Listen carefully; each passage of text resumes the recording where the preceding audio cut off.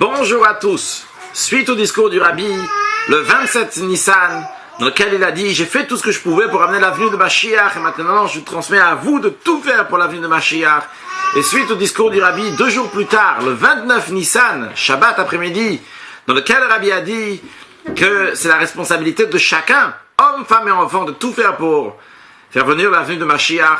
Aujourd'hui, on va transmettre, partager le discours que le Rabbi a dit une semaine plus tard, donc Shabbat après-midi, à 1h30, 13h30, lors du Farbringen de la réunion chassidique, qui va aussi dans ce même esprit. Le Rabbi dit, puisqu'on se trouve dans la conclusion de mois de Nissan, on était déjà le 6 Iyar, et d'une année particulière de Hayotehe Shnat Niflot Arenu, une année 5751, que ces initiales en hébreu correspondent au fait qu'on va voir des miracles.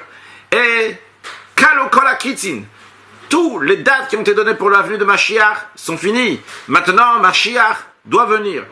De manière que chacun puisse montrer du doigt, dire Hinze, Mashiach ba, que Mashiach est venu. Pas seulement Mashiach il arrive, Mashiach est venu.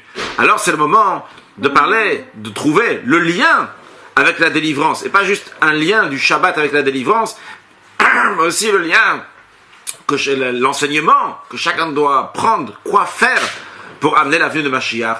Et retrouver tout cela. Retrouver tout cela aussi bien dans la paracha de la semaine, et de manière plus précise dans les parachas de la semaine, puisqu'on lit paracha de Tazria et Metzora. Deuxièmement, retrouver ça dans les Pirkei Avot, dans les Maximes de nos pères, dans le chapitre 2 que nous commençons à lire ce Shabbat. Troisièmement, dans le mois de Iyar. Et quatrièmement, dans le Sfirat HaOmer, dans le compte du Homer qu'on est en train de compter ces jours-ci.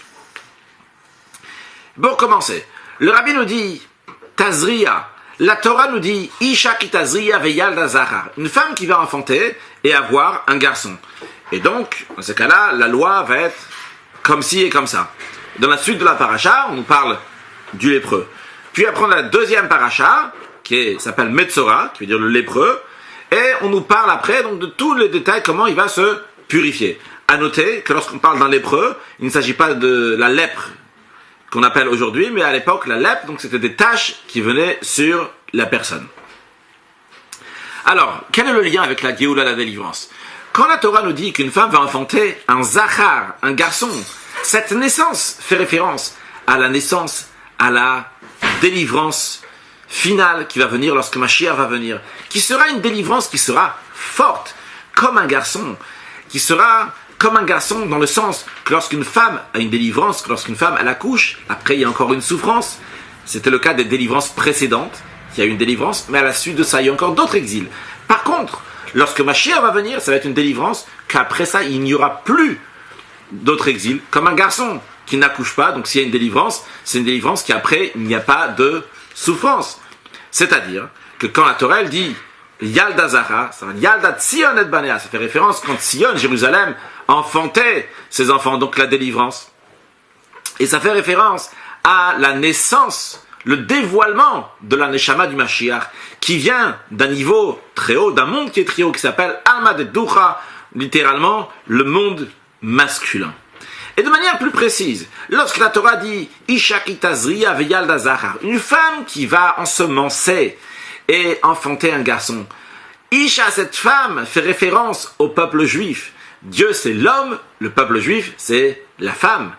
Et nous, le peuple juif, qui sommes en exil, eh bien, on plante des graines. Comme le prophète dit, Uzrati ali ba'aretz, je plantais le peuple juif dans la terre. Ou comme un autre prophète dit, Habayim yashesh Yaakov, que Dieu, il a mis les juifs en exil, mais yashesh, pour qu'ils vont faire des racines, ils vont ensemencer. Qu'est-ce que ça veut dire? C'est le travail de Dieu, le travail de l'étude de la Torah, l'accomplissement des mitzvot que le juif fait en exil. Et par cela, la suite du verset, c'est Yatzitzu parach Israël, que va fleurir Israël. C'est la Géoula, la délivrance qui vient, une délivrance qu'après, il n'y a pas d'exil à la suite de ça. Bien, ça c'est les liens de la Géoula avec la paracha de Tazria. Et maintenant, passons le lien de la Géoula, la délivrance, avec la paracha de Metzora. Mais tout d'abord, un petit morceau de Gemara du Talmud du traité Sanhedrin. La Gemara nous raconte qu'un jour, Rabbi Shua ben Levi a rencontré le prophète Eliyahu Hanavi, et il lui a dit, dis-moi, quand est-ce que Mashiach va venir? Le prophète lui a répondu, va demander au Mashiach. Alors Rabbi Yehoshua ben Levi lui a dit, où est-ce qu'il est le Mashiach? Eliyahu Hanavi lui a dit, il est à la porte de la ville. Donc, il a dit, ok, mais comment je vais le reconnaître? Il a dit, il est avec tous les pauvres, sauf les chalaïm, qui sont malades. Qui sont malades, qui sont lépreux. Et comment tu vas le reconnaître? Tous, ils enlèvent tous les pansements, et ils remettent les pansements après. Mais ils font un coup de tous les pansements, enlever, nettoyer et remettre. Par contre, lui, le Mashiach, il enlève un pansement, il nettoie, il remet le pansement. Pourquoi il fait un par un? Parce que, comme le commentaire de Rashi explique, parce que peut-être on aura besoin de délivrer le peuple juif tout de suite, alors il doit être disponible tout de suite. Donc c'est pour ça qu'en d'autres mots, donc Mashiach, il attend impatiemment de délivrer le peuple juif. Ce qui nous intéresse pour la suite de l'histoire, on peut regarder dans la Gemara Sanhedrin. Un peu plus loin dans la Gemara elle dit, Mashmo, quel est le nom du Mashiach? Alors, la yeshiva des élèves de Rabbi Shila, ils ont dit, Mashiach, il s'appelle Shilo. Comme le verset dit, Ad ki yavo Shilo. C'est pas important la traduction des versets, mais en tous les cas, dans le verset, on voit que Shilo, c'est Mashiach. Puis, on a la yeshiva de Rabbi Yanaï, les élèves de Rabbi Yanaï, ils disent, il s'appelle Yinon, comme il y a écrit, Lifne Shemesh Yinon Shmo. Puis après, on a la yeshiva de Rabbi Hanina, les élèves de Rabbi Yeshiva qui disent, Hanina Shmo, il s'appelle Hanina, comme il y a écrit, Atilo Tenachem Hanina.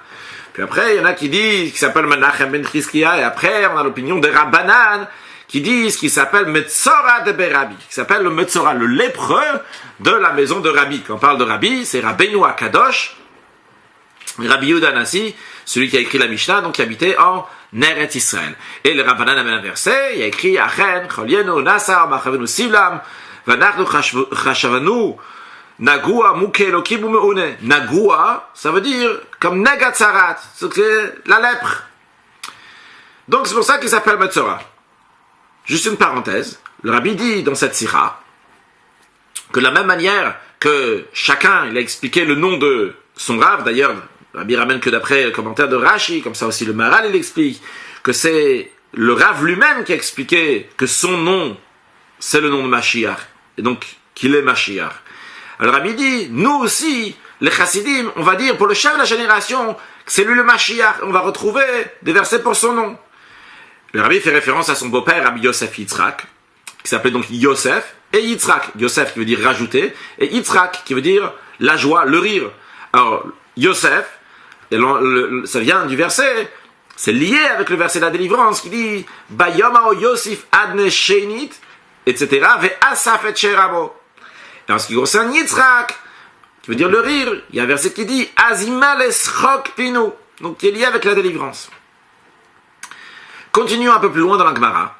La Gemara, elle dit, Rav, qui était un grand maître du Talmud, un des premiers maîtres du Talmud qui était à Babylone, il dit, si Mashiach fait partie des vivants, c'est sûr que c'est Rabbeinu Akadosh. Rabbeinu Akadosh, donc encore une fois, c'est Rabbi Yehuda Hanassi qui était donc en Eretz Israël. Et comme le commentaire de Rashi explique, Dava Chassid Gamour, parce que c'était un chassid entier, c'est comme on dirait un tzadik Gamour, donc qui est entièrement fini, c'est-à-dire il est très haut niveau. Et pourtant, Sovel Tachalouim, il a des maladies. C'est pas ses maladies à lui, c'est la maladie du peuple juif. Comme on a dit que le Mashiach, donc il prend sur lui les souffrances du peuple juif. Il est Metzora, il est lépreux. Et c'est d'ailleurs la raison pour laquelle, d'après le Maharsha, qui explique pourquoi les Rabbanan, les sages disent que Mashiach s'appelle Metzora de la maison de Rabbi. Justement parce que Rabbi Yehuda Hanassi, donc c'est lui l'exemple de ce Metzora, de ce lépreux, c'est-à-dire que bien que lui c'est un tzaddik, c'est quelqu'un de pieux, de juste, pourtant il a des souffrances, c'est pas ses souffrances à lui qu'il a, c'est les souffrances de la génération pour pouvoir dévoiler et amener finalement, concrétiser la venue du Mashiach. Quel est le point à reprendre tout ça? C'est que Metzora lépreux, c'est Mashiach. Maintenant, lorsqu'on rentre dans les détails de la paracha, on parle de quoi? Du Metzora Beyom Taharato, le Metzora le jour de sa purification. Le jour que le Metzora va être purifié, ça veut dire le jour où il y aura le dévoilement de la venue de Mashiach. Et c'est pour ça donc que c'est Metzora Beyom Taharato, le jour donc de sa qui va devenir lorsqu'il va se dévoiler pour délivrer le peuple juif.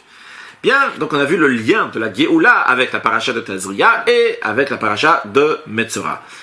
Le rabbi demande 4 questions. La première question, comment on peut faire les deux parachiotes, les deux sections, les lire en même temps? Tazria, qui représente la Géoula, la délivrance, et délivrance éternelle, et Metzora, qui veut dire donc la lèpre, qui représente l'exil. Comment on peut les mettre ensemble? A priori, c'est deux notions qui sont tout à fait contradictoires. Deuxièmement, dans l'ordre des choses, on met d'abord la paracha Tazria et Metzora. C'est étonnant. La paracha Tazria, ça fait référence à la délivrance. Et après, on parle de Metzora qui est l'exil. C'est pas logique. D'abord, on met l'exil. Après, tu mets la délivrance. Encore une question. Dans le sens de la paracha, Tazria, donc qui parle de Yalda Zachar, une délivrance qui est éternelle. Et qu'est-ce qu'on parle dans toute la paracha? On parle de la lèpre. De la lèpre, donc, qui est la galoute, qui est l'exil. Dans l'autre paracha, dans la deuxième, on dit Metzora, donc littéralement qui fait référence à l'exil. Mais de quoi on parle? On parle de Yom Tarato, lorsqu'il va se purifier, donc qu'il n'a plus de lèpre. A priori, on aurait dû faire l'inverse. La paracha de Tazria, la première, qui parle de la lèpre, l'appelait Metzora ou Negaim, quelque chose donc, qui représente les taches, qui représente la lèpre. Et la deuxième paracha, donc, qui est Yom Tarato, lorsqu'il se purifie, elle, on va l'appeler Tazria, on va l'appeler Yalda Zachar, on va l'appeler donc en tout cas la notion de la Géoula, la délivrance. Et une quatrième question, on a compris que Mashiach, il est lépreux, mais Mashiach, c'est le libérateur du peuple juif. Pourquoi appeler le libérateur du peuple juif avec un nom de Metzora, de lèpre? L'explication est la suivante. Et avant de passer à l'explication, le rabbi va nous faire passer les 4 étapes qu'on a dit, que ce soit la paracha, que ce soit le Pirkei Avot, le maxime de nos pères, que ce soit le mois de Iyar, que ce soit Sirata Omer. Dans chacun d'eux, on va voir qu'il y a 2 extrêmes. Et il y a quelque chose qui relie les 2 extrêmes. Alors juste pour une petite introduction, quelque chose qu'on va voir plusieurs fois, c'est Tiferet. Vous voyez ici, on a les 10 sphères. Au-dessus des 10 sphères, on a ce qu'on appelle Keter, la couronne. Donc, il y a Chochma Bin Hadat, les 3 facultés intellectuelles qui ne nous concernent pas aujourd'hui. Puis après, on a Chesed, Gvura, Tiferet, la bonté, la rigueur, et Tiferet, l'harmonie, duquel on va parler plusieurs fois aujourd'hui. Donc, comme vous voyez ici, Chesed, la bonté est à droite, Gvura est à gauche, et au milieu on a Tiferet, donc qui est l'harmonie justement qui relie entre la bonté et la rigueur. D'où Tiferet, d'où l'harmonie, à la force de relier la bonté et la rigueur, alors que c'est 2 choses qui sont complètement différentes, et a priori même contradictoires. C'est juste la raison elle est, parce que Tiferet, il est connecté directement avec le plus haut niveau, avec le niveau de Keter, littéralement qui veut dire la couronne, mais qui représente le Or En Sof, la lumière infinie de Dieu. Et donc quand c'est la lumière infinie de Dieu, tout peut arriver. On peut avoir aussi bien du chesed et du gvura, de la bonté et de la rigueur en même temps. En tous les cas, c'est une force suprême qui peut relier 2 choses en même temps. C'était juste une petite introduction. Quand on emploiera tout à l'heure la notion de Tiferet, ça sera plus facile pour nous. Alors, pour comprendre cela, voyons ce que le Admour Hazaken, Rabbi Shneur Zalman, fondateur de la Chassidut Chabad, explique sur le plan spirituel, dans le sens profond des choses. Qu'est-ce qui représente le Metzora, le lépreux? La Torah s'exprime Adam qui est Be'or Besaro, Negatzarat. Un être humain, lorsqu'il va avoir dans la peau, sur la peau de sa chair, une tache, une lèpre. Pour dire un être humain dans la Torah, on peut dire Ish, Gever, Enosh et Adam. Chacun a une particularité, chaque manière comment on va appeler l'être humain. Mais Adam, c'est la perfection de tous. Et justement, le Zohar parle de ça aussi, sur le lépreux. Il dit Shlimu Dechola, c'est celui qui est parfait de tous les niveaux, c'est le Adam. Et ce Adam, il a une tsarat, il a une lèpre. Qu'est-ce que ça veut dire sur le plan spirituel? C'est quelqu'un qui a travaillé entièrement sur soi. Ses actions sont parfaites. Masav Mursharim, Tukanim, tout est arrangé. Il a travaillé dans lui-même pour enlever le mal, il a séparé le mal du bien. Mais il reste juste des saletés qui est au bout de ses vêtements, qui n'est pas vraiment rattaché à lui, qui est loin de lui. Et ça s'exprime donc sur son extérieur. À l'intérieur, tout va bien. Il a déjà travaillé. C'est pour ça que c'est Be'or Besaro, c'est sûr seulement sur sa peau, sur sa chair. Et d'ailleurs, le rabbi précise, si on voit dans le verset dit que Yé Be'or Besaro, la peau de sa chair. C'est-à-dire, il ne s'agit pas de son essence de la personne, il ne s'agit pas des os de la personne, il ne s'agit pas des nerfs de la personne, il ne s'agit même pas de sa chair, de la viande qui s'échange constamment, mais il s'agit juste sur la peau, donc la partie qui est la plus extérieure. Et même ça, on nous dit, c'est pas quelque chose qui est fréquent. C'est qui est Berbessaros. Si ça va arriver, c'est pas quelque chose de normal chez lui. C'est quelque chose de très rare, quelque chose qui est exceptionnel. Et en plus, on nous dit que, qui est Berbessaros, ça va être sur sa chair, on dit que c'est Naga Tsarat. Naga, c'est quoi? Naga, juste, ça l'a touché, c'est tout à fait quelque chose qui n'est pas lui. Ça le touche, c'est extérieur à lui. Donc ça, c'est la Tsarat, comme on voit que c'est un niveau qui est très très haut. Chez une personne qui est très très haute. Et pas seulement que la personne, elle est très haute, mais c'est aussi la Tsarat, la lèpre en elle-même, c'est un niveau très très haut. Le Admour Azaken dit, c'est Orot Elyonim. Des lumières qui sont très hautes. On emploiera ce mot dans la suite plusieurs fois. Orot Elyonim. Des lumières qui sont très très hautes.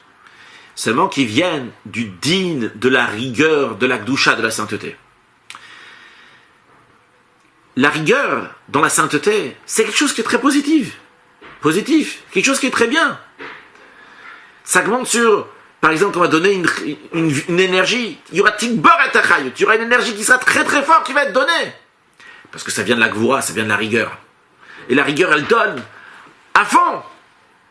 Mais quand la rigueur, elle donne à fond, ça peut arriver que la personne ne va pas pouvoir recevoir. Si on donne à quelqu'un dans son verre d'eau, on lui met un karcher, l'eau, il y aura pas d'eau qui va rester dans son verre. Il ne pourra pas recevoir. Donc c'est vrai qu'il y a beaucoup de vitalité. Mais en conséquence de ça, c'est possible que l'autre ne pourra pas recevoir.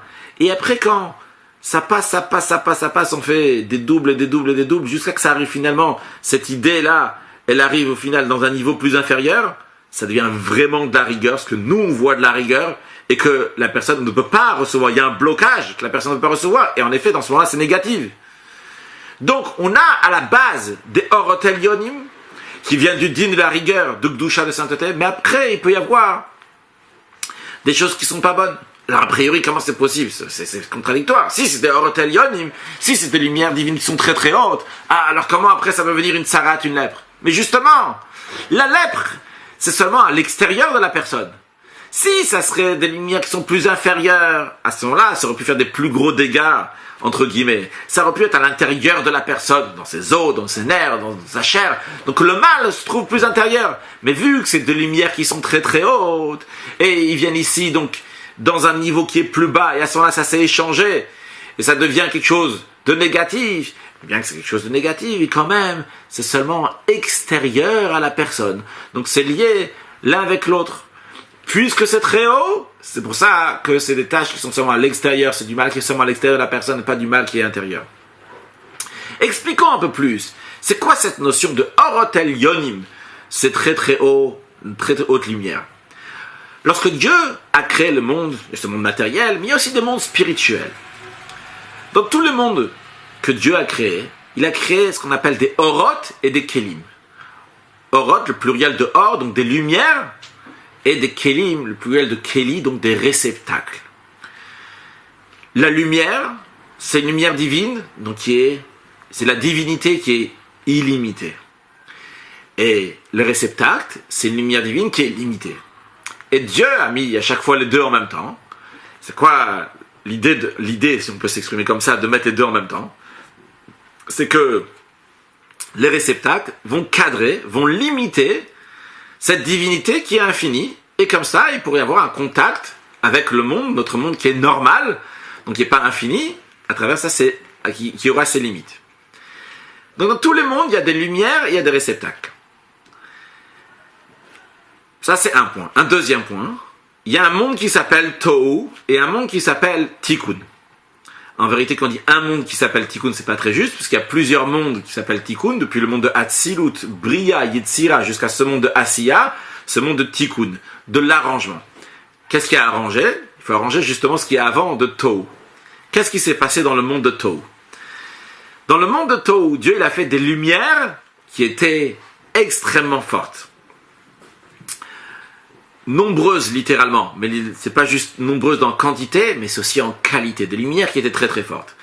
Et vu que les lumières étaient très très fortes, eh bien, ils n'ont pas pu se rentrer, se cadrer, se limiter dans le réceptacle.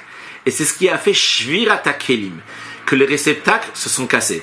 Évidemment, tout ça c'est une image, et évidemment, Dieu ne s'est pas trompé dans le plan, c'est pas qu'il y a eu un faux plan, c'est le plan que Dieu a décidé, qu'il y aura des lumières divines qui sont très très fortes, et que les réceptacles ne vont pas pouvoir tenir, et il y aura la brisure de réceptacle. Le fait qu'il y a eu la brisure de réceptacle, c'est ça qui a fait qu'il peut y avoir des mauvaises choses qu'il va y avoir après. Parce que quand il n'y a que des lumières sans réceptacle, il y a des dégâts qui peuvent arriver. Il y a des choses qui peuvent arriver, comme on va expliquer dans un instant. Notre travail est justement de prendre des lumières qui sont du monde de Tohu et les mettre dans des réceptacles de Tikkun. Alors qu'est-ce que ça veut dire dans la vie de tous les jours?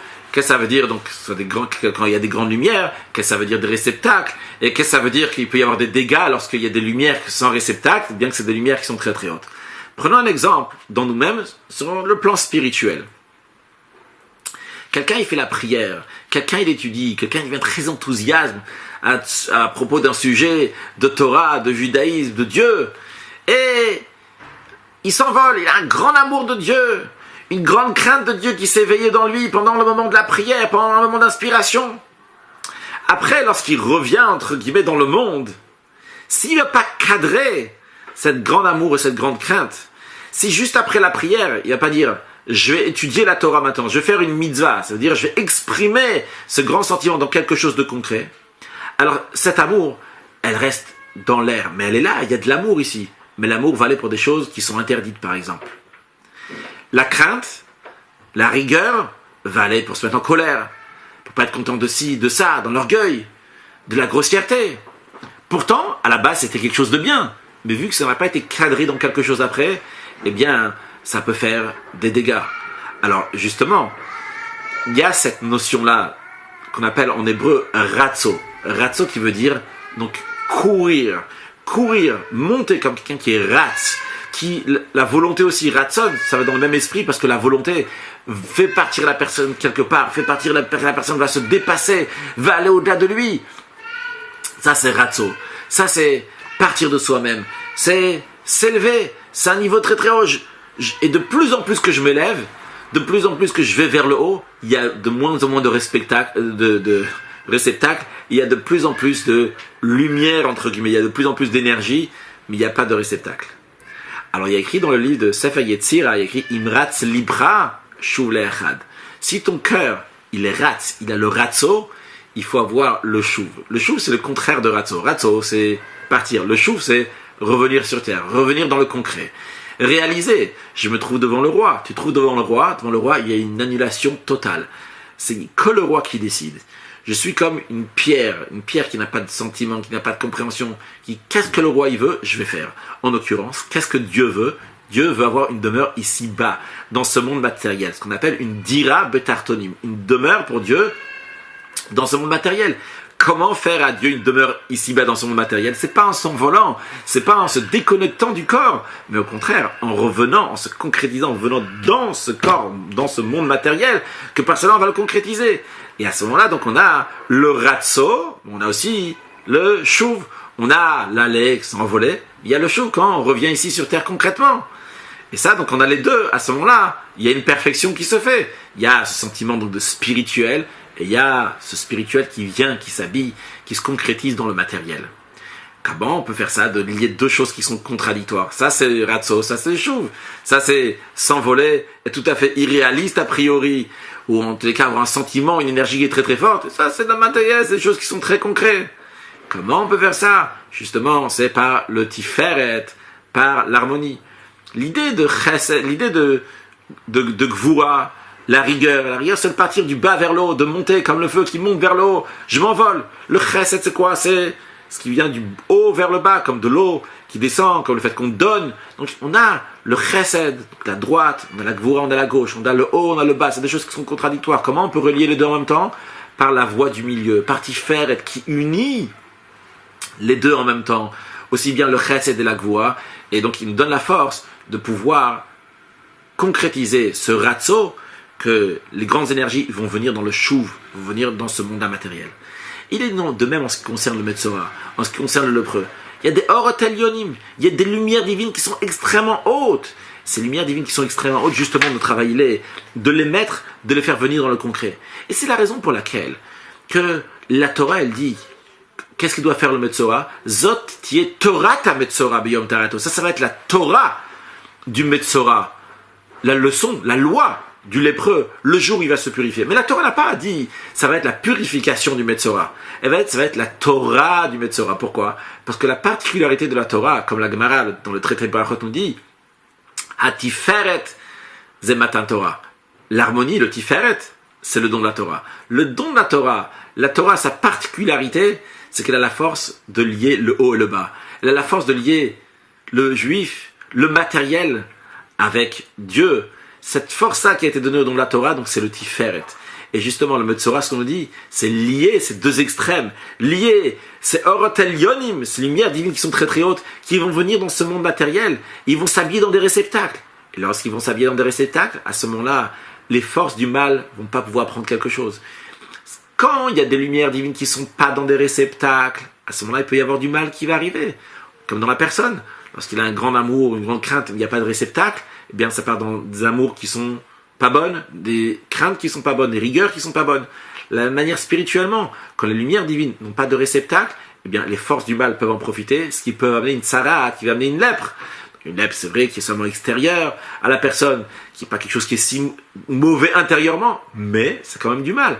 Par contre, lorsqu'il y a Torah ta Metzora, lorsqu'il y a la Torah du Metzora, la Tiferet, l'harmonie, eh bien à ce moment-là, il y a la force de faire que ces grandes lumières vont venir dans le concret. Et comment ça se passe? Donc justement, la Torah dit toute la procédure que le Metzora doit faire, que par cela se concrétise cette idée des Orotel Yonim, de ces grandes lumières qui viennent dans ce monde matériel concrètement. Et il en est de la même manière, cette même idée qu'on a vue, dans les deux extrêmes, ces grandes lumières qui se concrétisent dans ce monde-là, c'est la même idée aussi en ce qui concerne la galoute, l'exil dans laquelle on se trouve. La galoute, l'exil, c'est qu'il y a un voile sur Dieu. On ne voit pas Dieu. Ototenu l'oreille, le prophète, le roi David dit, on ne voit pas de miracle, on ne voit pas Dieu.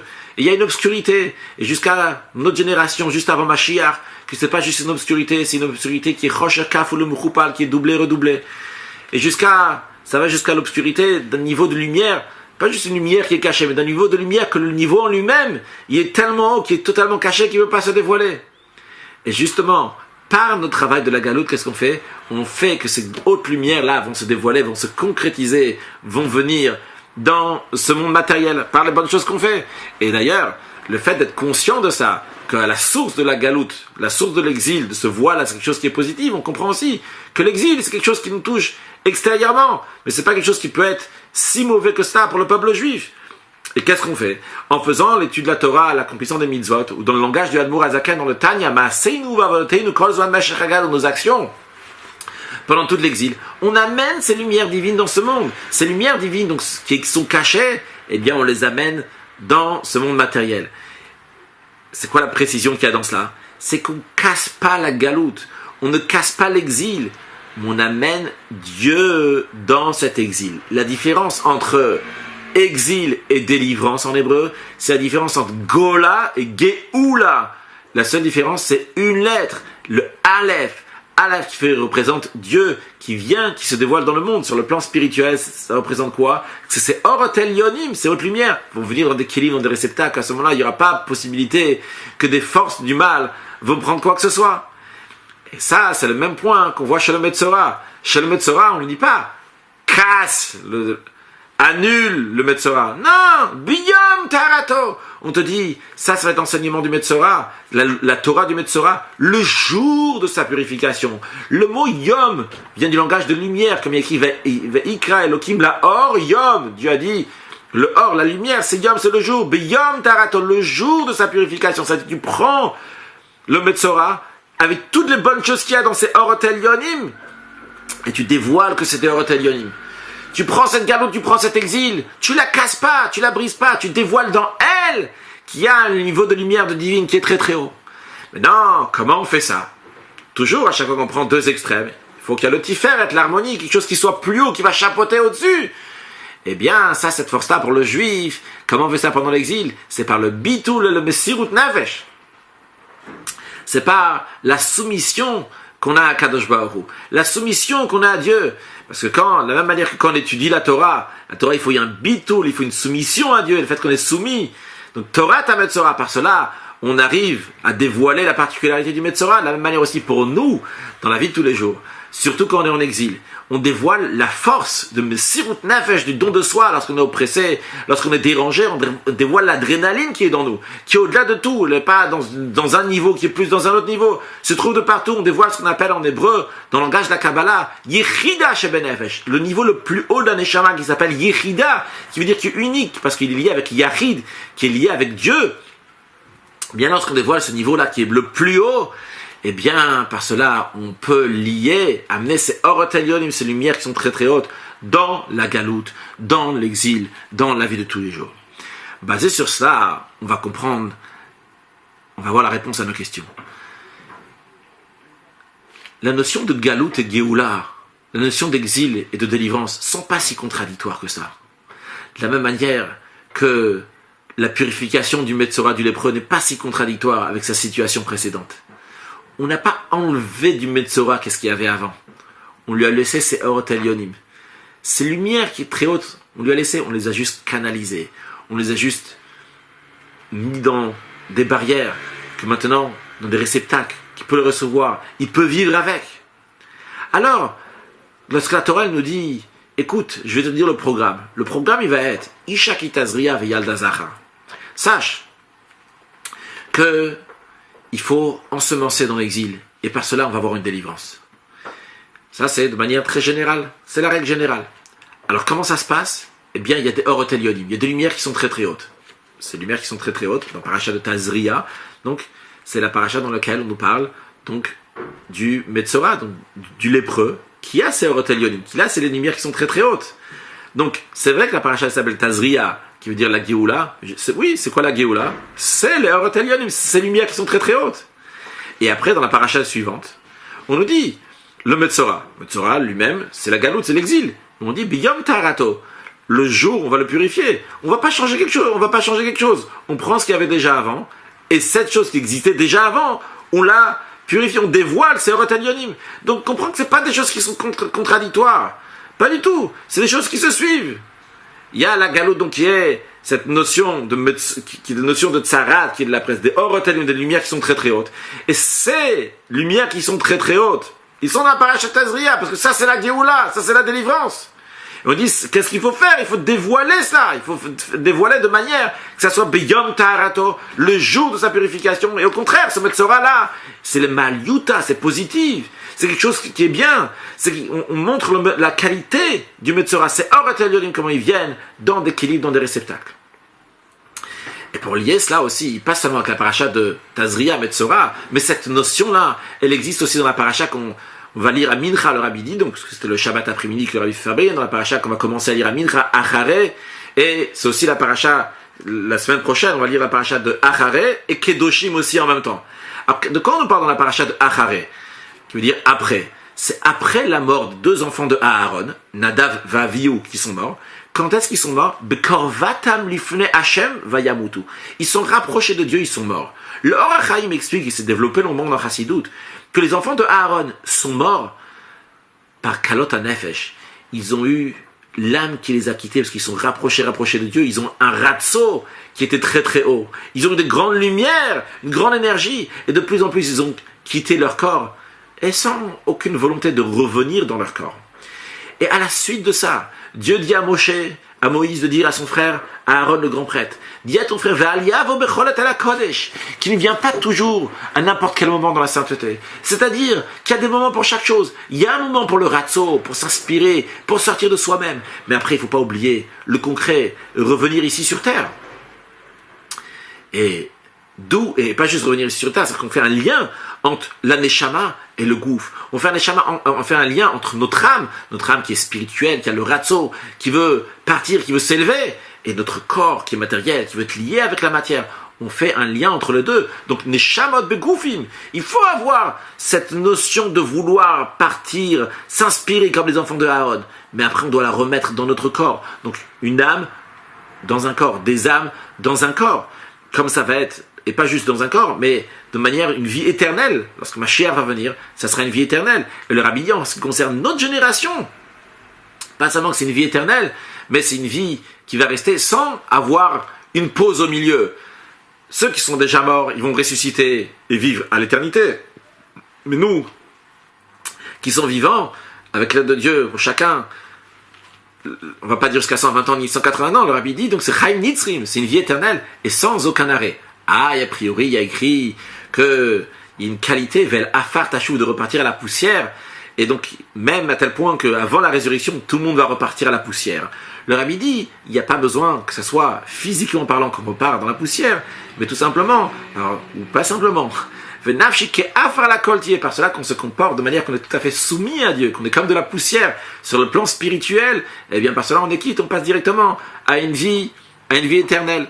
Donc ça c'est lier les grandes lumières avec les réceptacles, le ratso et le chouv. Et d'où on a la force, encore une fois, il faut quelque chose qui chapeaute, quelque chose qui est au-delà de cela. Eh bien, c'est dans la deuxième paracha, la paracha de Kedoshim. La paracha nous dit, Kedoshim tiu, vous allez être saint.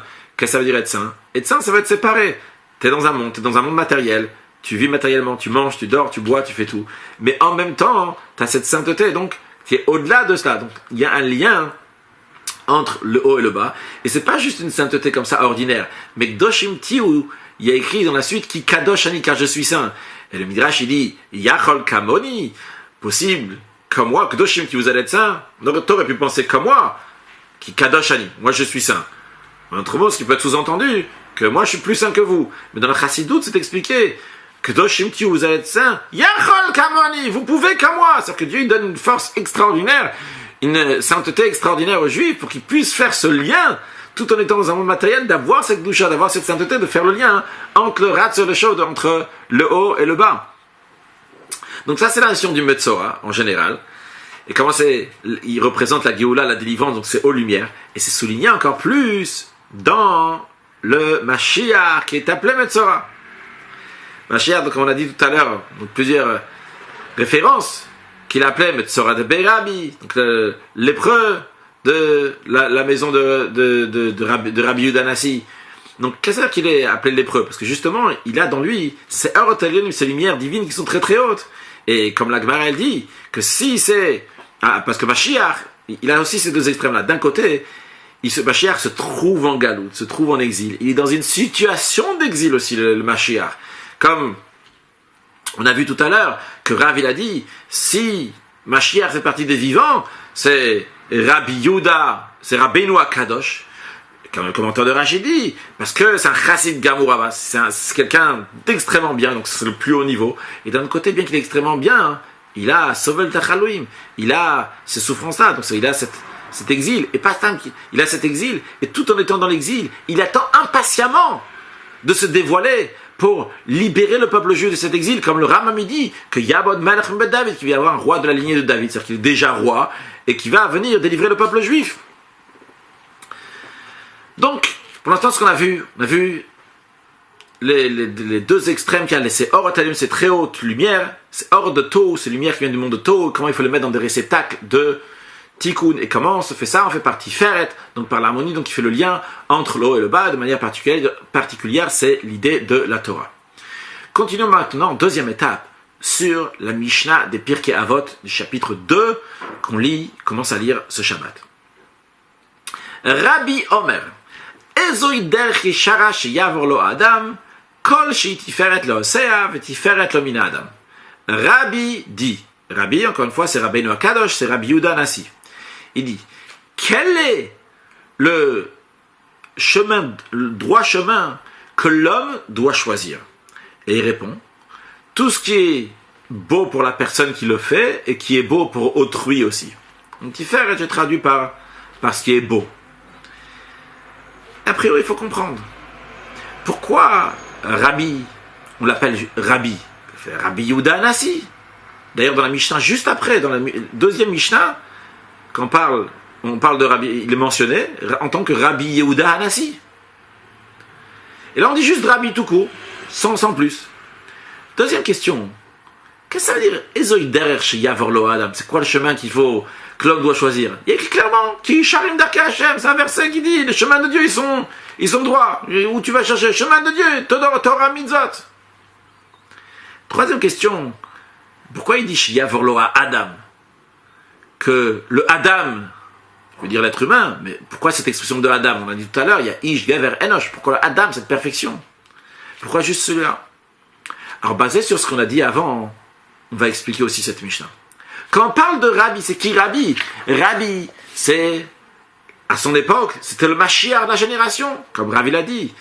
Si Mashiach, Nachaï marcha de ceux qui vivent avec nous, Bevadaï Rashi dit, c'est sûr, c'est Rabbeinu HaKadosh. Donc c'était, Rabbi représente le Mashiach. Et bien qu'il est le Mashiach, il est dans le plus haut niveau, Chassid Gamurava, mais il a aussi les souffrances de l'exil. Et Rabbi dit, c'est quoi le droit chemin chez Yavor lo Adam? Que le Adam qui fait référence aussi donc à cette personne, comme on l'a dit avant, qui est entièrement parfait, qui a tout bien fait lorsqu'il a déjà tout arrangé. Alors, qu'est-ce qu'il doit faire? Et qu'est-ce qu'il doit faire en étant, déjà, il est la perfection, il a fait tout ce qu'il devait faire pour amener la venue de Mashiach. Et le Rabbi dit que dans notre génération, c'est quelque chose de très important, c'est quelque chose d'extraordinaire que le Rabbi dit, dans notre génération, que on est à la fin de l'exil, on a fini donc nos actions pour la venue de Mashiach, eh bien, tout le peuple juif, il est à ce niveau-là, donc il est appelé Adam. Et la question, elle est, ce Adam se demande, Ezoi derki sharash yavor lo Adam, quel est le chemin? Puisqu'on a fini déjà le travail de Maseinu Vavodate Mizwan Agalot, le travail pendant l'exil, mais Mashiach, il n'est pas encore venu. Alors quel est le chemin qui est droit et facile, le plus rapide, pour amener la vue de Mashiach? Et la réponse, elle est Tiferet. Tiferet le Osea et Tiferet le Mina Adam. Littéralement, le Osea, c'est la personne qui fait, et Tiferet le Mina Adam, c'est le Osea, c'est la personne qui fait, le Tiferet le Mina Adam, c'est les autres personnes. Mais dans le sens profond, le Rabbi traduit Tiferet le Osea, c'est une harmonie, c'est un Tiferet pour Dieu, et Tiferet le Mina Adam, c'est une harmonie, un Tiferet pour l'être humain. En d'autres mots, quelque chose qui a le Ratzo Veshuv. Qui d'un côté, il y a l'inspiration de partir vers le haut, et d'un autre côté, il y a aussi le travail de l'être humain. Et comment on fait ce lien entre les deux choses? C'est par Tiferet, c'est par la Torah. Parce qu'encore une fois, la Torah, c'est elle qui donne la force des êtres humains matériels, normaux, dans un monde dans lequel on mange, on boit, on dort, et tout en même temps d'être surnaturel, au-delà de ce monde, de s'inspirer, d'aller très très haut. Le Ratzo Veshuv, c'est grâce à la Torah, c'est Tiferet, ce que Rabbi dit. Et encore une chose, pourquoi particulièrement la Torah? Parce qu'on sait que Mashiach, il a deux qualités. C'est un Melech, c'est un roi, Melech à Mashiach, c'est un Rav, c'est un enseignant, il va enseigner la Torah. La notion de roi, le roi, je m'annule totalement au roi, je suis soumis au roi. La soumission, c'est quelque chose qui m'entend, c'est pas quelque chose qui est rentré de manière intérieure dans moi-même, c'est pas que j'ai compris. Le roi, il a dit, alors je fais, on discute pas. Par contre, lorsque le Rav, il enseigne, le fait que le Rav, il enseigne, ça c'est quelque chose que moi-même, je capte, ça rentre à l'intérieur de moi, à tel point qu'il y a écrit que quand quelqu'un il enseigne quelqu'un d'autre, c'est qu'il ou yelado, c'est comme si qu'il avait enfanté, c'est comme s'il avait amené au monde. Donc c'est un lien qui est beaucoup plus profond. Mais c'est deux choses complètement différentes. Le roi, c'est Makif, c'est quelque chose qui entoure, quelque chose qui est haut, comme le Ratzo, comme le Orotel Yonim. Et d'un autre côté, on a l'étude, qui est le Chouv, qui est le Keli, le réceptacle. Ah, comment on fait le lien entre les deux? C'est justement par la Torah. Donc on a vu, encore une fois, dans ce qui concerne Pirkei Avot, la même notion. Donc quelque chose qui est très très haut, quelque chose qui est bas, le Ratzo Veshuv, et comment on les lie avec Tiferet. Passons à la troisième étape, le mois de Iyar. Le mois de Iyar vient à la suite du mois de Nissan. Le mois de Nissan, c'est quoi? C'est Chodesh HaGeoula, c'est le mois de la délivrance. Nigla alem melech malcham lachem hakadosh baruch hu ge'alam. Dieu s'est délivré au peuple juif. Dieu s'est montré au peuple juif. Il les a délivrés. Il les a délivrés d'Égypte. Et il donne la force à chacun de nous de sortir de nos barrières. Donc ça c'est sortir de Metzarim ou Gvulim, sortir de toutes les barrières, sortir de Mitzrayim. Mais c'est un travail qui vient du haut vers le bas. C'est Dieu. C'est des Orotel Yonim. C'est Dieu qui vient faire quelque chose. Par contre, le mois de Iyar, c'est quoi le mois de Iyar? Comme on dit dans Sfirat HaOmer, dans le conte du Homer, qu'on dit tous les jours du mois de Iyar, c'est le Taken Nafshoteinu, V'ruchoteinu, V'nishvoteinu, de se travailler intérieurement, de faire quelque chose. C'est notre travail à nous. C'est ça la période du Homer. Ça, c'est le mois de Iyar. Donc on a le mois de Nissan qui est du haut vers le bas. Les Orotel Yonim, on a le mois de Iyar qui est donc du bas vers le haut, donc les Kelim, les réceptacles, le Chouv, contrairement au mois de Nissan qui est le Ratzo. Et il faut faire le lien entre les deux. Comment on fait le lien entre les deux? Justement par Tiferet. Quand Tiferet? Le deuxième jour du mois de Iyar, c'est pas juste Tiferet. Deuxième jour du mois de Iyar, quand on commence donc à compter après Rosh Chodesh, le premier jour du mois qui est Rosh, la tête du mois, le 2 Iyar, c'est Tiferet Shebe Tiferet. C'est la splendeur de la splendeur. C'est-à-dire, dans le conte du Homer, on a 7 semaines. Donc 7 semaines, et chacune des semaines, on travaille sur un élément. La première semaine, on travaille sur le chesed, sur la bonté. La deuxième semaine, on travaille sur la gvura, sur la rigueur. La troisième semaine, on travaille sur Tiferet. Donc le début du mois de Iyar, c'est toujours donc dans la troisième semaine, donc qui est Tiferet. Et ce qui concerne le deuxième jour du mois de Iyar, c'est Tiferet Shebe Tiferet. Car chaque jour de la semaine, donc le premier jour de la semaine, on travaille dans le chesed. Donc par exemple, le premier jour, on avait chesed Shebe Chesed. Le deuxième jour, on avait Gvura qui est dans le Chesed. Le troisième jour, on a Tiferet qui est dans le Chesed. Donc, etc. Et en l'occurrence, donc, encore une fois, le deuxième jour du mois de Iyar, c'est Tiferet, Shebe Tiferet, l'harmonie qui est dans l'harmonie. Donc, on a la force de lier aussi bien le mois de Nissan, ce qui vient du haut, et le mois de Iyar, donc ce qui vient du bas.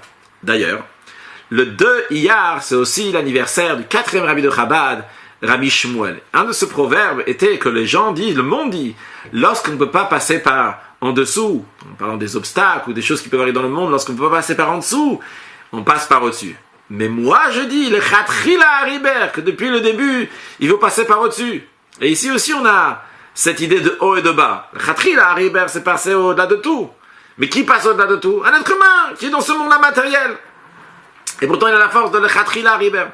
Donc en tout cas, ça c'est un point, comme on voit dans le mois de Iyar, Iyar et Nissan, comment ils se rattachent l'un avec l'autre. Encore un point, en ce qui concerne le Iyar entre le haut et le bas, c'est que Iyar, ça s'écrit avec 3 lettres, 4 lettres. C'est Aleph, Yud, Resh. 3 lettres. Donc, le Aleph, c'est référence au premier des patriarches Abraham. Le Yud, ça fait référence aux patriarches Yitzhak et Yaakov. Et le Resh, ça fait référence à la matriarche qui s'appelait Rachel, donc qui était la femme préférée de Yaakov. On en a 4, qui représentent sur le plan spirituel les 4 pieds du char céleste que le prophète a vu. Mais si on prend donc les patriarches, matriarches, patriarches, c'est des donneurs. Donc c'est les lumières, ce qui vient du haut vers le bas. C'est le chesed, la bonté. Le chouv, donc venir du haut vers le bas. Par contre, matriarche, donc c'est qui reçoit, donc justement, reçoit, donc c'est le kelim, c'est les réceptacles, la rigueur, le ratzo. Donc on a les deux parties, on a la partie de donneur, donc des orot, et après donc des kelim. On a le lien entre orot et kelim, donc qui se lient en même temps. Encore une fois, donc c'est la même idée, donc, très haute lumière qui viennent dans du concret, dans la vie de tous les jours. En plus de ça, le peuple juif est appelé Rachel. Knesset Israël, c'est appelé Rachel. Et il y a écrit, le prophète Jérémie dit, que Rachel pleure, mais va kalbané, elle pleure sur ses enfants, qui endenu. Alors dans l'idée, le verset il parle que Rachel, elle pleure sur ses enfants bien plus tard, lorsqu'ils vont aller en exil, car ils ne sont plus là. Mais il n'y a pas écrit qui enam en hébreu, qui veut dire ils ne sont pas là. Il y a écrit qui endenu, car il n'est plus là. Et en effet, le Zohar dit, qu'est-ce que c'est qui endenu, car il n'est plus là. On parle de Akadosh Baruch Hu, de Dieu, que pendant l'exil, on ne le voit plus. Et c'est expliqué dans la Chassidoute, c'est-à-dire qu'on ne le voit plus, c'est-à-dire qu'il est parti à un niveau de divinité qui est très très haut. Et justement, notre travail, par Maseinu Vavodatenu Kol Zman Meshech HaGalut, pour le travail pendant l'exil, c'est quoi? C'est d'amener Dieu ici-bas. Mais Vakal Banea, qu'est-ce que ça veut dire de pleurer sur la Galoute? C'est pas juste pleurer, c'est d'agir pendant l'exil, d'amener cette lumière divine ici-bas. Car, tout le temps qu'on n'a pas amené cette lumière divine ici-bas, tant que les Orotel Yonim, les grandes lumières ne sont pas rentrées dans des réceptacles, eh bien, il y a que Rachel ifne gozeze anelma. Le verset dit, comme la brebis, Rachel ça veut dire une brebis, quand on vient la tondre, elle dit rien du tout. Sur le plan spirituel, ça veut dire qu'il y a des forces divines qui partent, qui sont prises par des gens qui viennent tondre. Il y a des forces du mal qui prennent la divinité. Et justement, le travail, il est, mais vakal banea, de pleurer, pas dans le sens de pleurer, de travailler, d'amener la divinité, d'amener ces orotélionim, ces grandes lumières, dans des kilim, dans des réceptacles. Et par cela, comme le prophète dit, Dieu dit à Rachel, Yesh sachar li pour la terre, Chazak ou Baruch, très bien ce que tu as fait, Veshavu banim likvulam. Les Juifs vont revenir, tes enfants reviendront à leur terre. C'est-à-dire que les forces du mal ne pourront plus la prendre parce qu'encore une fois, les Orot Elyonim, les hautes lumières, vont passer dans des kelim, vont venir dans des réceptacles. Puis, passons maintenant le lien, quatrième étape, le lien de la Géoula, de la délivrance, avec les Sfirat HaOmer, le compte du Homer. Alors, tout d'abord, quand on compte le Homer, on a une grande perfection ici. On a la perfection de l'être humain qui est en train de se travailler. Comme on a dit tout à l'heure, on dit dans le Ribbon HaShalom, dans la prière, après avoir compté le Homer, le Taken Nafshoteinu, Vruchoteinu, Vnishmoteinu, de tout arranger, que tout soit bien comme il faut, et aussi pas seulement nous, mais le monde entier. Passons que nous on fait, Yushpa Shafara Vechola Olamot. Il y a une lumière, grande lumière qui vient dans tous les mondes à travers le compte du Homer. Et encore plus que ça, comme on dit après, Arachamanu Yarzir Lanu Avodat Betamikdashim Koma Bimheira Veyamenu Amen Salah. On demande à Dieu de reconstruire le temple. Et que ça soit Amen Salah, la notion Salah veut dire quelque chose qui est éternel. Donc c'est quelque chose de formidable, de très très fort lorsqu'on fait le Sfirat HaOmer. Et ça c'est chaque année, mais particulièrement lorsqu'on fait cette année. Pourquoi cette année en 5751 aussi maintenant lorsqu'on fait cette vidéo en 5778? Le premier jour de Pessah c'était Shabbat. Le compte du Homer commence le deuxième jour de Pessah. Donc ça commence un dimanche. Donc le compte du Homer commence toujours dimanche et la semaine elle finit le septième jour, donc Shabbat. Et nos sages disent dans le Midrash, sur le verset qui parle du Homer, qui dit Tmimot, que les semaines vont être entières, il dit quand est-ce que les semaines sont entières, ils ont toutes les particularités, c'est lorsqu'ils sont, entre guillemets, Tmimot, Shebetimot, la perfection de la perfection, c'est lorsque Pesach tombe Shabbat, et on commence à compter, donc le premier jour de la semaine, le premier jour du Homer à partir de dimanche. Et d'après ce compte-là, quand on compte comme ça, chaque semaine, quand ça arrive Shabbat, c'est lié avec Malchut, qui veut dire la royauté. La royauté, évidemment, qui fait référence à la royauté du Mashiach, qui fait référence à la royauté de Dieu, puisque Mashiach, c'est lui qui va amener la royauté de Dieu ici sur terre, donc c'est-à-dire, dimanche c'est Chesed, lundi, mardi, mercredi, jeudi, vendredi, Shabbat, c'est le dernier compte, et c'est Malchut. Donc, par exemple, la première semaine, qui était la semaine de Chesed, quand ça arrive Shabbat, on a le Malchut de Chesed qui est Shabbat. Dans la deuxième semaine, on avait le Malchut de la Gvura, qui était Shabbat. Et cette semaine, on a le Malchut de Tiferet pour ce Shabbat. Donc c'est la particularité de ce Shabbat, de cette semaine. Donc il y a le lien, le Malchut, ici, qui est lié avec Shabbat, parce que Shabbat, il est déjà une notion de Mashiach. Il y a déjà la notion de Mashiach dans Shabbat, parce que Shabbat, le Talmud nous dit, la Mishnah nous dit, que c'est Yom Shekulo Shabbat U'Menucha L'Chayei Olamim, c'est un jour qui représente donc le jour de repos qu'il y aura lorsque Mashiach va venir. Il y a 6 millénaires, et après le 7e millénaire, de la même manière aussi, il y a 6 jours de la semaine, et après il y a le 7e jour de la semaine. Le 7e jour de la semaine représente le 7e millénaire, qui serait une époque messianique. Comme on l'a déjà mentionné plusieurs fois, ça ne veut pas dire qu'il faut attendre l'an 6000 pour la venue de Mashiach, c'est faux. Mashiach, il vient now, et automatiquement, lorsque Mashiach viendra, à ce moment-là, on aura aussi le 6e millénaire. D'ailleurs, comme on commence le Shabbat, un peu avant, Shabbat, on ne commence pas juste à l'entrée de Shabbat. On commence déjà un peu avant, Mashiach vient déjà avant le 7e millénaire. Dans tous les cas, donc Shabbat, c'est Yom Shekulo Shabbat U'Menucha L'Chayei Olamim, qui est la Géoula, la délivrance, et qui est lié aussi avec le Malchut, le règne, la venue du Mashiach. Qu'est-ce que représente Malchut? C'est quoi la particularité de Malchut, du règne? C'est vrai, on a dit Melech HaMashiach, le règne de Dieu. Mais la particularité d'un roi, ça monte sur une force, sur une puissance qui s'impressionne de rien du tout, d'aucun empêchement qu'il y a. Il n'y a rien qui peut l'empêcher, à tel point que la Gemara dit Amar Malka Akartura. Le roi, il a dit déracine la montagne. Si le roi, il va dire même la montagne, elle va être déracinée. C'est-à-dire qu'il n'y a rien du tout qui se tient devant le roi. D'ailleurs, Akartura, quand on dit qu'on déracine la montagne, ça veut dire qu'on casse la montagne. Mais justement, on la déplace, on amène un niveau spirituel qui est plus haut. C'est un peu comme on disait tout à l'heure pour l'exil. C'est pas qu'on l'annule, mais qu'on amène un niveau plus haut. Et justement, ce qui nous concerne aussi, quand on parle qu'il y a quelque chose qui est contre le roi, et que le roi, il s'impressionne de rien du tout, en vérité, il n'y a rien qui est contre le roi. Comment c'est possible qu'il y a quelque chose qui est contre le roi? Le roi, c'est lui qui donne la vitalité à tout le monde. S'il donne la vitalité à tout le monde, il ne peut pas y avoir quelque chose qui va être contre. C'est comme si mon pied était contre ma tête. Ça n'existe pas. On peut avoir l'impression qu'il est contre. Mais il ne peut pas être contre de l'intérieur, il est lié fortement avec le roi. Et de la même manière aussi en ce qui concerne ce monde et cet exil. Ce monde et l'exil n'est pas contre la Géoula. Au contraire, il ne peut pas être contre. Parce que toute sa raison d'être, c'est la Géoula, c'est la délivrance. La Gemara dans le traité Sanhedrin dit que le ivre alma el al Mashiach, que le monde entier a été créé pourquoi? Uniquement pour la venue du Mashiach. Donc le monde ne peut pas être contre sa raison essentielle d'être, contre le Malchut, le règne du Mashiach. Et d'ailleurs, dans la Gemara là-bas, il y a une opinion qui dit le Ivri Alma, elle est David, le Ivri Alma, elle est le Moshe, que le monde il a été créé pour David, le monde il a été créé seulement pour Moshe, mais c'est la même chose. Parce que David, c'est le roi David, duquel vient le Mashiach. Moshe, Moïse, il y a écrit Moshe Goel Rishon, Goel Acharon, c'est le premier libérateur et c'est le dernier libérateur. Donc c'est lié avec la Géoula, le monde entier il est là pour la Géoula. Donc la galoute, l'exil, c'est quelque chose d'extérieur. Et comment on l'annule? Par la cassant, tout simplement dévoiler qu'est-ce qu'elle représente vraiment. Alors, dans le dévoilement du Malchut, de la royauté, il peut y avoir plusieurs niveaux. Il y a le Malchut Shebe Chesed, donc on va traduire à chaque fois, donc le règne qui est dans Chesed, donc Malchut Shebe Gvura, Malchut Shebe Tiferet, Malchut Shebe Netzach, Malchut Shebe Od, Malchut Shebe Yesod. Et ce Shabbat, c'est quoi?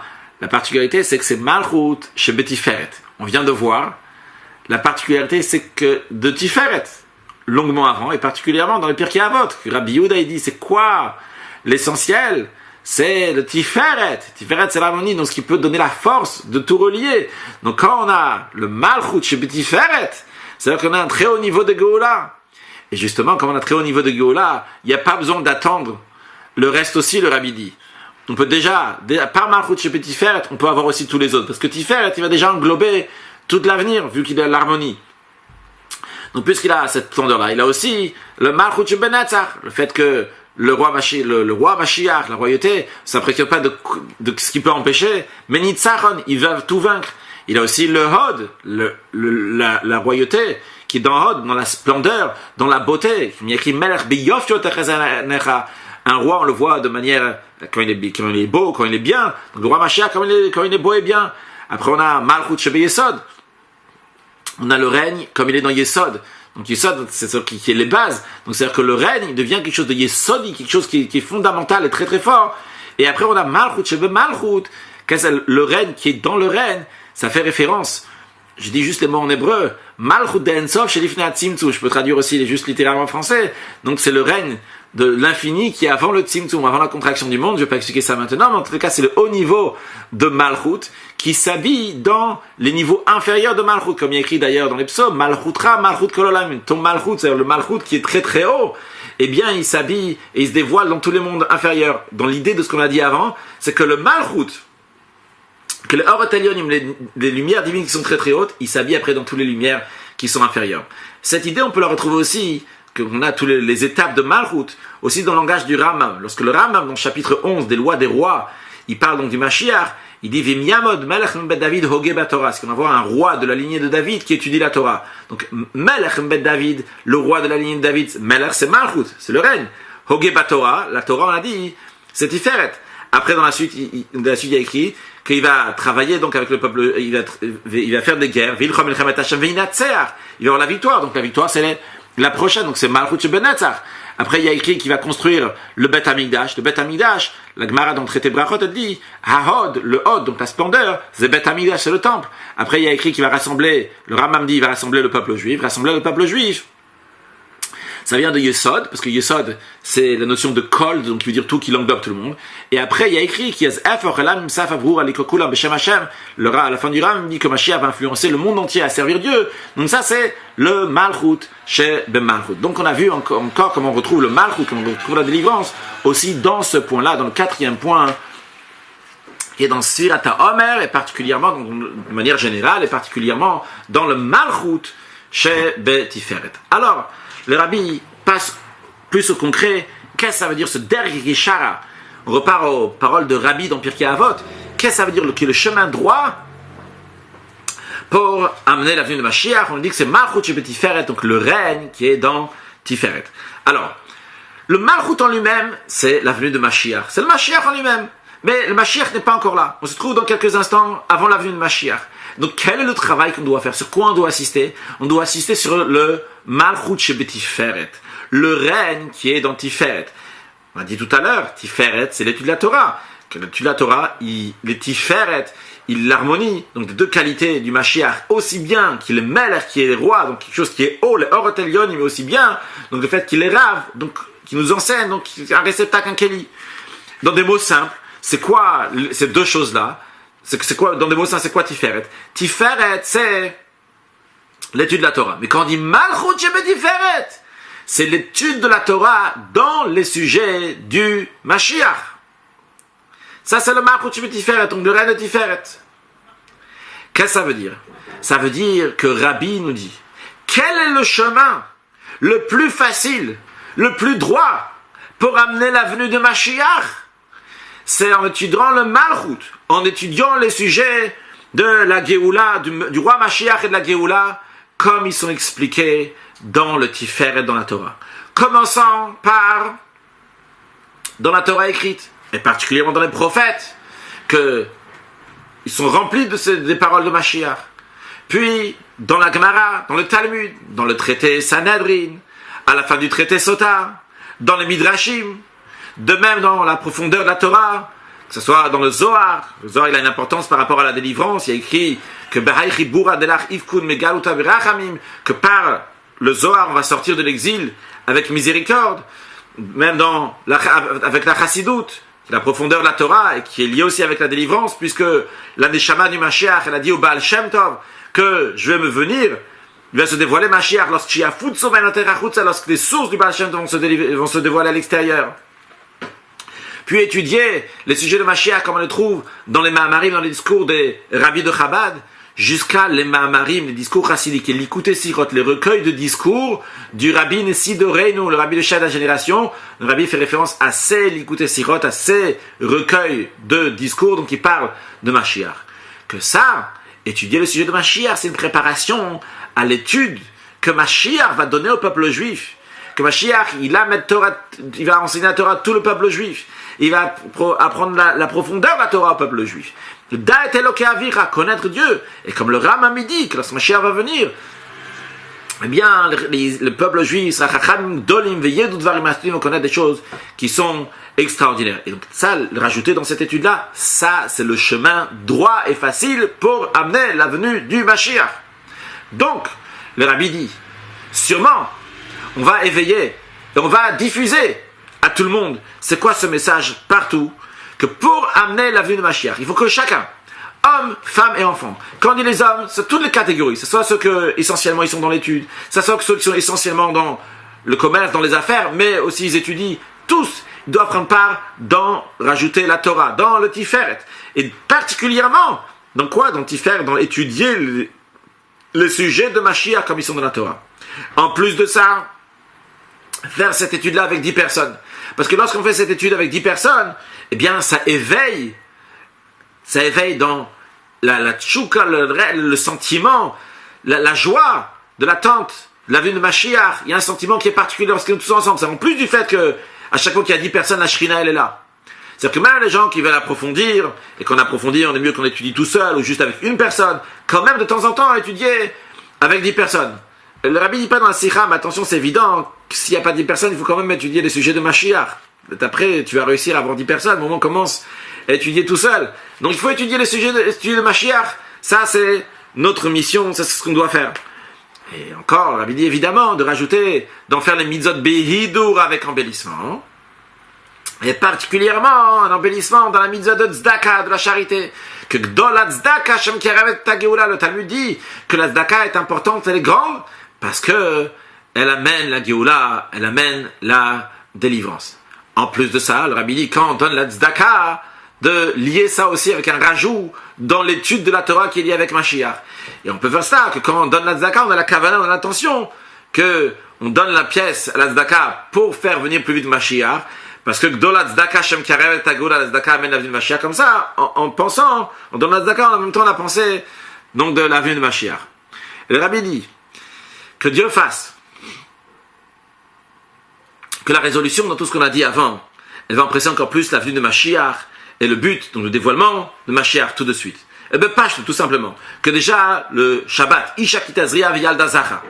Donc Zotier Torah Metzora B'yom Taratot, donc la paracha qu'on a eu Tazria, Metzora, avant même qu'on va dire la lecture de la Torah de Mincha, avant même qu'on va dire les Pirkei Avot après Mincha, eh bien il y aura déjà la naissance et le dévoilement de Mashiach Tzidkeinu, donc le Metzora de la maison de Rabbi, qui soit B'yom Taratot, quand il se dévoile, qu'on mérite dégoûter la proclamation dans le monde et dans tout le Seder Ishtash et dans tout l'enchaînement du monde que Hinezeh Melech HaMashiach Bak, voilà le Melech HaMashiach il vient. Quand on dit Hinezeh, c'est quelque chose qu'on peut montrer du doigt, et Hinezeh, voici on voit le chef de la génération Le rabbi fait référence à son beau-père, le rabbi précédent, puisque puisque vont se réveiller tous ceux qui sont dans la poussière, dans la terre, et donc le Nessi de Reinu, notre chef de la génération, donc tous les tzadikim vont venir, vont se ressusciter, et tous les Rebbeim, et tous les tzadikim, tous les juifs, tous les chefs du peuple juif, et Moshe et Aaron avec eux, et avec tout le peuple juif, Binareinu, Biskenenu, que ce soit les jeunes, les moins jeunes, que tous ensemble, il va y avoir un kibbutz galuyot, tout le monde va être rassemblé, et on va aller avec un aneshmaï, on va aller avec les nuages du ciel. Dans la sikha de 26 Nissan, le rabbi a dit que les nuages du ciel, c'est comme les avions, mais encore plus vite que les avions, on va aller à notre terre sainte, à Yerushalayim Mirakodesh, au 3e Beth Amikdash, au Kodesh HaKodashim, le Saint des Saints. Que bien que dans la paracha, on nous dit, dans la paracha qu'on va lire à Mincha, que Bezot Yavo Aaron et la Kodesh, et Valiavo Becholet et la Kodesh, il y a des règles pour entrer dans le Saint des Saints, et il ne peut pas venir tout le temps dans le Saint des Saints, c'est dans certains moments il va venir.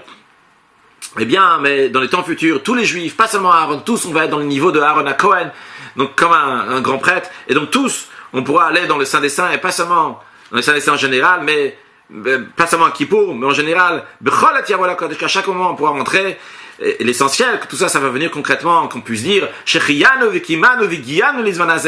Dieu nous a fait vivre, nous a fait arriver à ce moment-là, et vu qu'Hachem nous a fait vivre, arriver à ce moment-là, pas seulement Vegiano, donc on est arrivé à ce moment-là, mais Vegiano c'est le langage de Negia, langage qu'on peut toucher, le Mashiach, ça devient quelque chose de concret.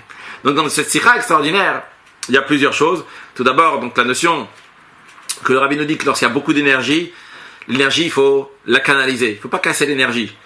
L'énergie, elle est bonne toujours, il faut la canaliser qu'elle va être bon. Ça peut être pour ses enfants, ça peut être pour soi-même. Trouver où mettre l'énergie, ça c'est un. Deuxième chose aussi, le rabbi il explique c'est quoi les lumières de Tohu dans les réceptacles de Tikkun. Car dans la sikha, dans le discours du 28 Nissan, le rabbi a dit que faites tout ce que vous pouvez de lumière de Tohu dans les réceptacles de Tikkun. Qu'est-ce que ça veut dire mettre des lumières de Tohu dans les réceptacles de Tikkun? Ici, on a une explication quand le rabbi nous explique donc c'est quoi faire les lumières de Tohu dans les réceptacles de Tikkun. C'est quand lumière là, le mettre dans le monde, le ratzo, le mettre dans le chouf. Et encore une chose essentielle, le tachlis concrètement, le rabbi nous dit quoi faire? Eh bien, la particularité, qu'est-ce qu'il faut faire pour amener Mashiach? Eh bien, c'est rajouter dans l'étude de la Torah, particulièrement dans les sujets de Mashiach, comme ils sont expliqués dans la Torah écrite, Torah orale, dans le Midrashim, etc., jusqu'à les Likutei Sichot, les discours du Rabbi, chef de la génération, que Dieu fasse, qu'on peut toujours se retrouver dans de bonnes occasions, comme le Rabbi dit, qu'on puisse dire Shechiyano, Vikimano, Vigiano, Lizman, Hazeh. Excellente journée.